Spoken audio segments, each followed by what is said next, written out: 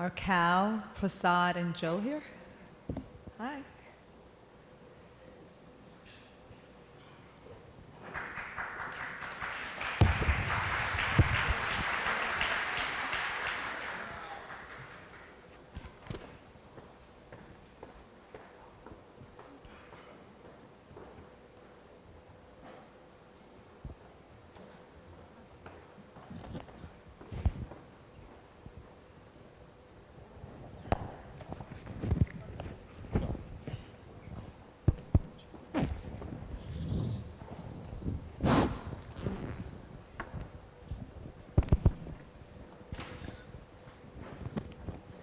Good morning, NYCHA. Good morning. My name is Kelsey Pam Rory, and I am Chief of Staff to General Manager Kelly. We started the day with the tennis ball exercise, which showed us how processes are created, but sometimes over time the results can be suboptimal, and this leaves room for improvement. It showed us how if we change, we can be more effective. It also demonstrated how when you have a common goal in a team, new behaviors come out, like collaboration, communication, and an openness to new ideas. This next session about improvements to the procure-to-pay process really exemplifies these principles. The procure-to-pay process was ripe for change, and it came to a head with what I like to call the kitchen cabinet crisis. Dun, dun, dun, dun. We had a kitchen cabinet crisis. We had a huge shortage of kitchen cabinets, and it affected everything from move-outs to repairs.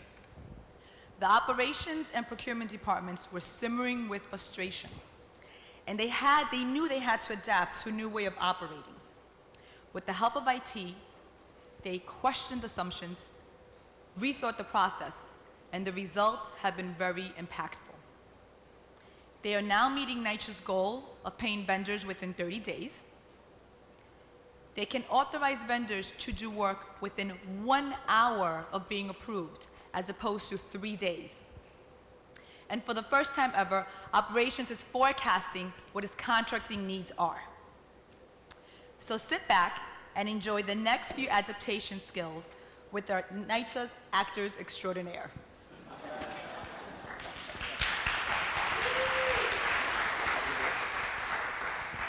Good morning.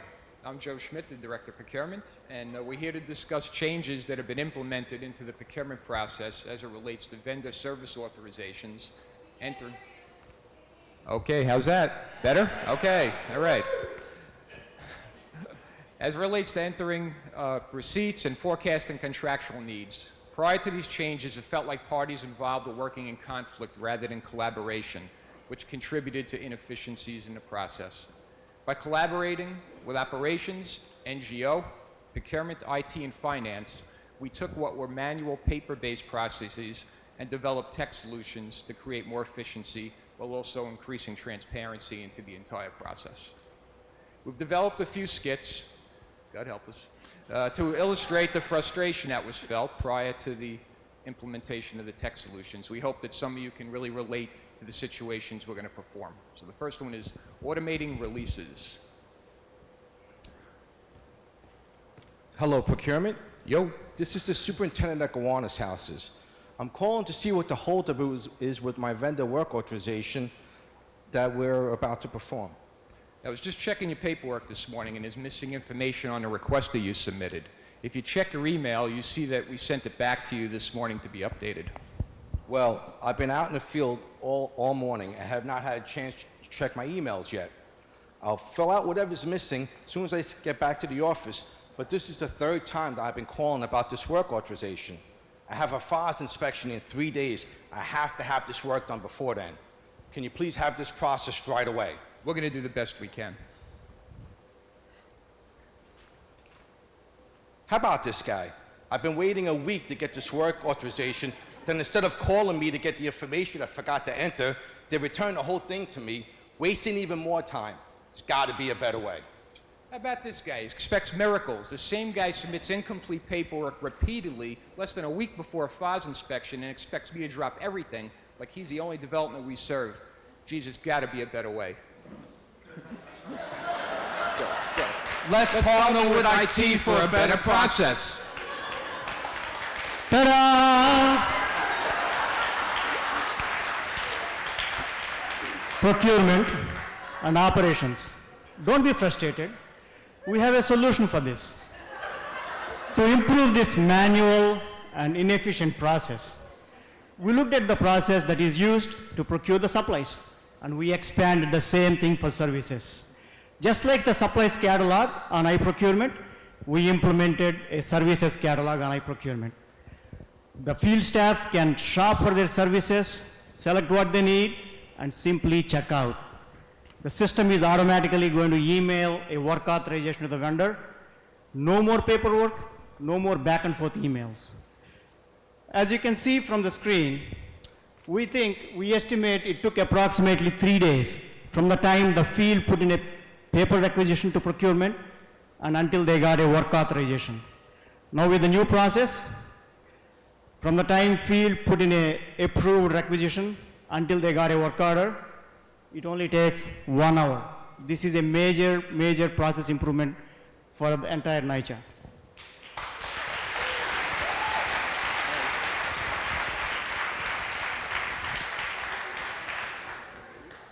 Okay. All right, skit number 2, forecasting spend plan. Forecasting spend plan. Hello, procurement. I'm calling from operations to give you a heads up. We need to spend down $10 million before the end of the year. You okay? You okay? Right, okay. You're kidding me, right? We have some contracts in place to meet your needs, but not nearly enough to spend all that money. No, I'm not kidding. If we don't spend it, we lose the opportunity to get this much needed work completed. Okay, we'll try and do our best to be creative as we can. You know, you guys really need to plan better. Well, I agree. We do need to develop a comprehensive contracts plan. Maybe we can loop in IT for a solution. Sounds like a plan. Here we go again. Did I not know by now that we have to follow procurement rules? Why is procurement always the land of no? No. Procurement's not the land of no. Procurement is the land of maybe. Law is the department of no.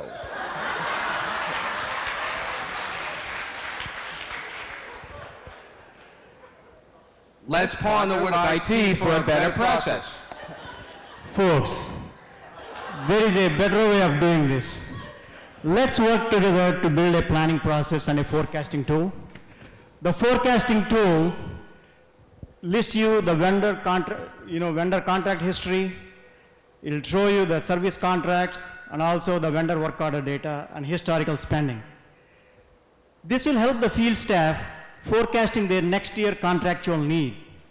With this data, procurement will be able to develop a plan to meet the services needs of the field. This is the first time, folks, a forecasting process has been utilized in NYCHA, and the whole process from development to implementation has been done in less than 4 months.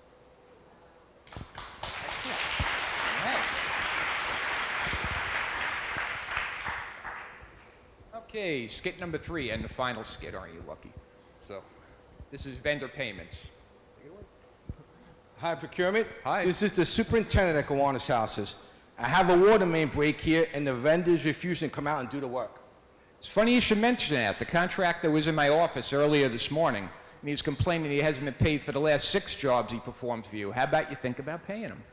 Well, I don't know about all that. All I know is I'm up to my knees in water, and I need the vendor here now. Okay, I'll call them and try, but they were pretty annoyed. It's tough to get any contractor to respond when we owe them this much money for such a long time. Thanks, and I'll look into the payment issue. Can't believe operations. They don't pay a vendor for months, but then they expect the vendor to drop everything and run for us. Unbelievable. How about procurement? I tell them I have an emergency, I'm up to my knees in water, and they ask me about a payment. Let's partner with IT for a better process. We were not consistently meeting the target of paying the vendor within 30 days after being invoiced. So spreadsheets and emails were used to share the information on overdue payments. This was extremely time-consuming and frustrating for everybody. So to improve the process, we worked together to build a visual tool that shows by development all services invoices that need a receipt and are due for payment. This allows for the development staff to easily verify and enter receipts to pay the vendor. We also created an invoice alert system that escalates only the overdue invoices. This will help the field staff to make their service targets. As you can see from the screen, we've been able to make phenomenal progress with this, in terms of money and number of invoices that were paid for the vendors. This was a significant progress. Now, what did we learn from all this? We learned the strategic collaboration yields strong results. By simplifying and automating the process, it leads to greater efficiencies. Staff will eagerly adopt new technology if it's simple and easy to use.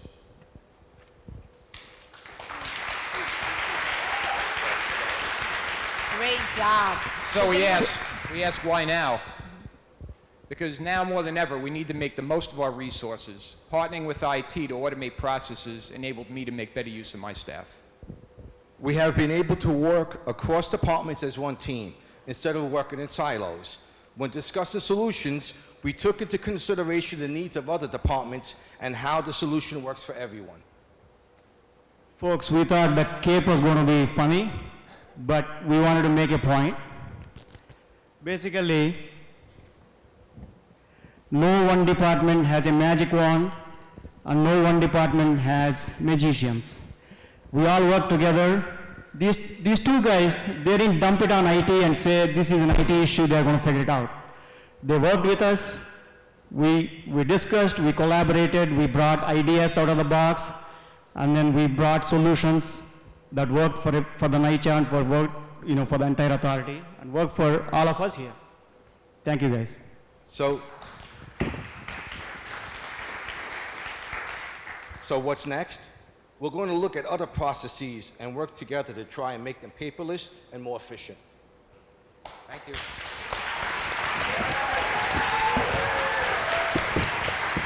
Great job.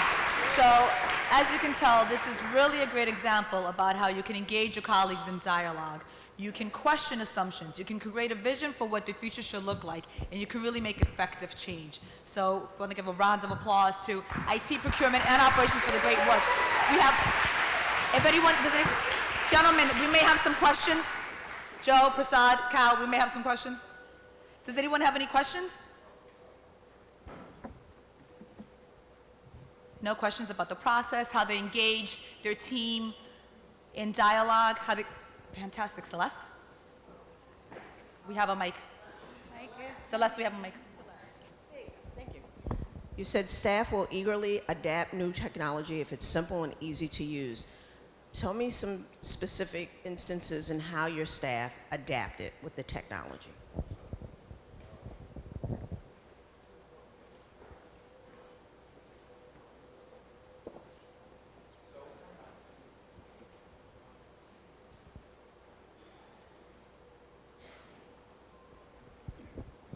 So when it came to payments, right, one of the frustrations and things that we heard is that emails and spreadsheets were being sent to really follow up on things. Now, everyone is not an expert in Excel, right? So folks would get these, it'd have thousands of rows, they'd have to really figure out how to get to their particular one. A lot of time was spent, and then people were emailing back and forth, which if you guys have sent emails back and forth like the rest of us, you know, you start with this crazy train of emails, next thing you know, you're really not sure what started the process and where you are, and it was really inefficient and frustrating. So what they asked for is, when something's not paid, I would love just to get what I owe, simple, so I can look at it, evaluate it, and take the proper steps. So the tool that we built, I think the beauty in it and why it was accepted so easily is that it does that. The way it works is that it collects all the invoices that have not been paid, that are waiting for a receipt, and it lumps them together.